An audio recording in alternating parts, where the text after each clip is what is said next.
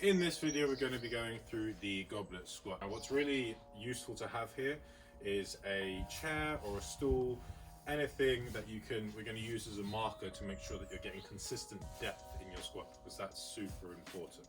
Okay, so I'm going to go through it unweighted first.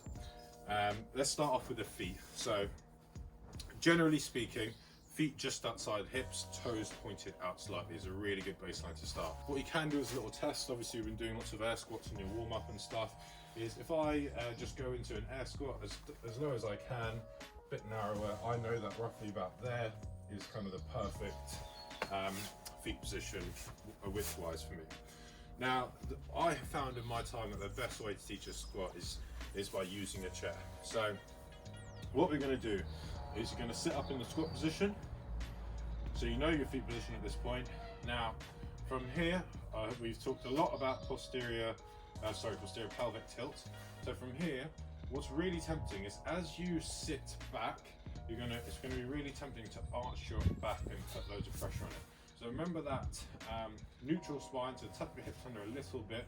Now the first part of the move is we're going to hinge almost like an RDL. So we're going to break at the hips first, and then we break at the knees.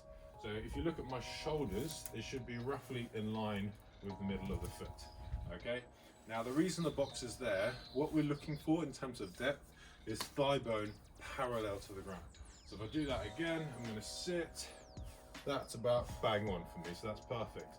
Now the key thing I want you to do with the goblet squat is I want you to think of it like 50-50. I don't want you to completely sit on the box of the chair and relax.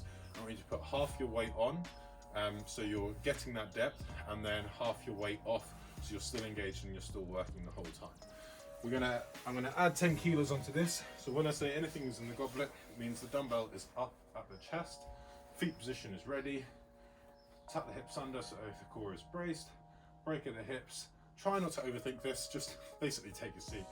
Break at the hips, push the knees out, bum touches, stand back up tall, squeeze the dumbbell at the top. So tempo with this, just as we did in the split squats. 3, 2, 1, hold and drive. 3, 2, 1, hold and drive.